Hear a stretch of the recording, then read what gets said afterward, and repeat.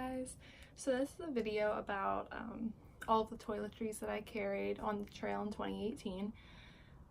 Just a reminder, I definitely did not have to carry all of these things. I could have picked up almost everything in town, besides like the special things I needed for like my face because it breaks out easily. I had to order on Amazon, but everything else I definitely could have picked up in town. For the sake of convenience, I started carrying it forever.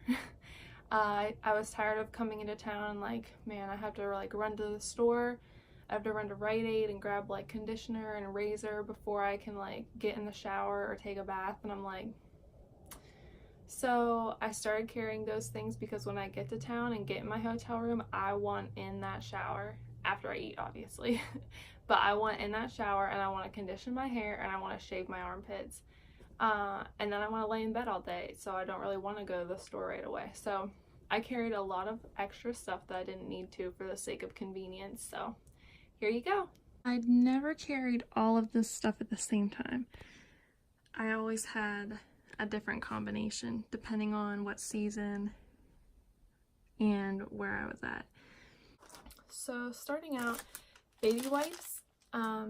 I loved carrying baby wipes, especially in the summer when you're super sticky and gross from sweating and from bug spray and sunscreen, and you just lay in your tent at night and you're like, I'm so gross. It felt really good to like wipe even just my legs down with these. And I started picking up these Cottonelle ones because there's a lot in there, which a lot of people probably don't want, but I was really tired of having to pick up like 2 and 3 packs of the small huggy packs that only have like 10 wipes. These have 84. So I was like, I'm just gonna start carrying a big pack. Face wipes. In the winter and the cold weather months, I didn't need face wipes. I just used like a wet washcloth and washed my face at night. And then I started sweating in the summer and breaking out, and of course my face is super sensitive and I couldn't just pick up any face wipes at Walmart. I have to get these Bioderma brand off of Amazon, so I just ordered these and had them sent to me, and they worked really well, taking all the sweat off, and I stopped breaking out finally, so that was nice. And then of course, toothpaste, toothbrush.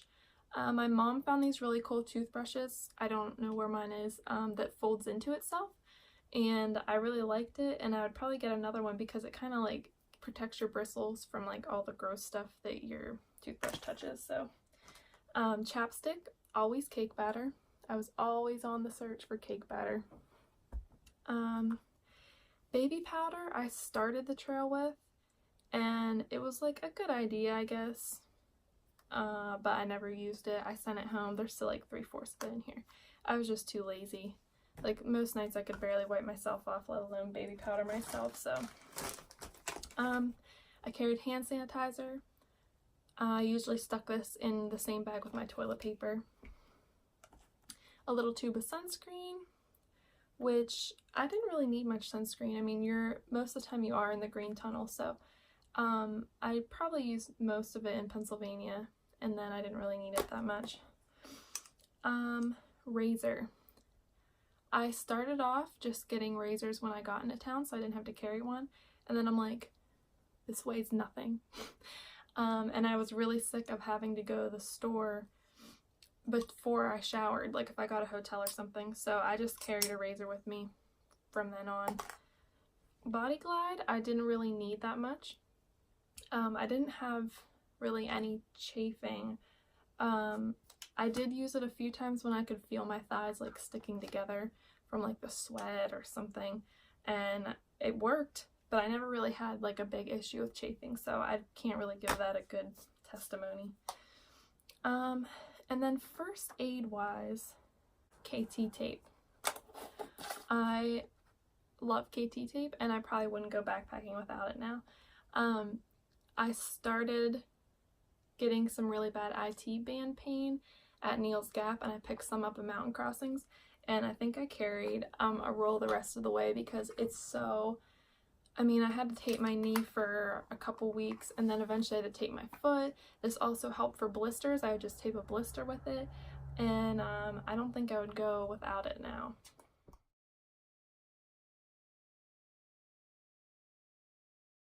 I carried this tiny Swiss Army knife, which a lot of people say you don't need a knife, and I agree. I never used the knife part to this, but I used these tiny scissors that come with it so much. I would use them to cut little packages open.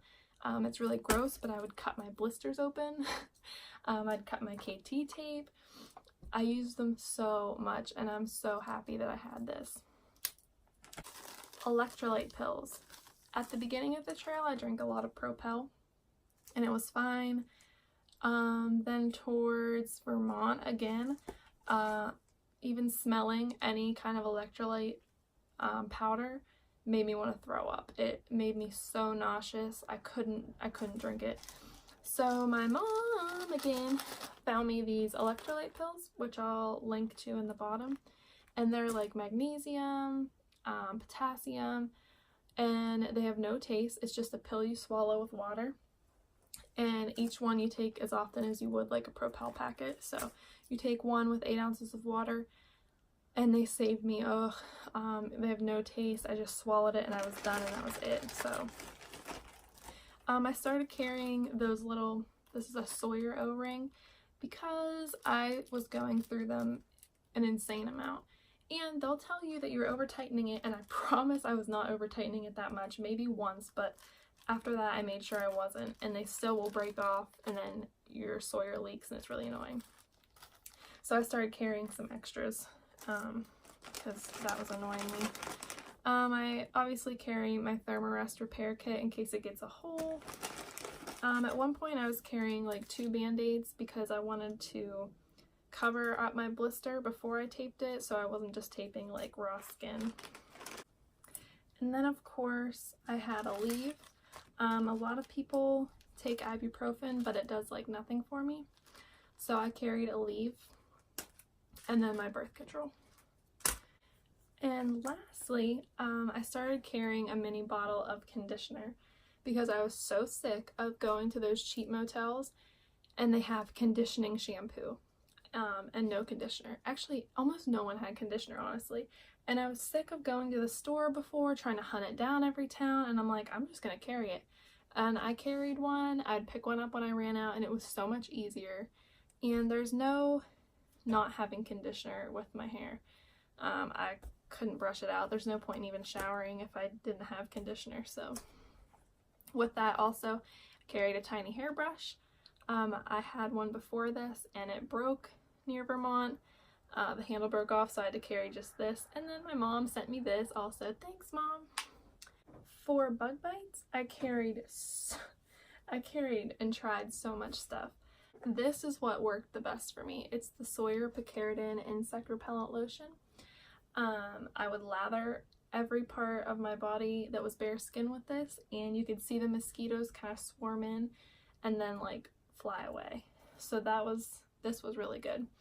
But then I also needed something to spray like my hat and my face with, and I picked up the Picaridin spray, and it really wasn't as good. I didn't think it worked that well. I really liked the lotion more. And I found that this little bottle of DEET, like 100% DEET, worked a lot better than the Sawyer spray. So I would spray my hat and like my hands and like wipe it on my face with this stuff. Bug bites. I was covered in bug bites all the time. I would lay in bed just like scratching myself to sleep.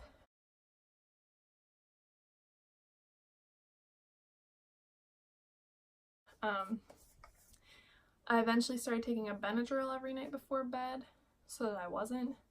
And I picked this up at like a Walmart or something. It's just Benadryl anti-itch cream. It helped a little bit, but not that much. And my mom, of course, did a bunch of research and found this Demeribaro gel. It works really well. At one point in Connecticut, my one whole leg was like covered in mosquito bites, and I rubbed this on as soon as I got them, and they disappeared in like a couple minutes. So this I will carry forever. So if you guys have any questions, you can leave me a comment. You can get at me on Instagram. I post a lot of my backpacking stuff on there. It's Cassie Adventuring. And thanks for watching.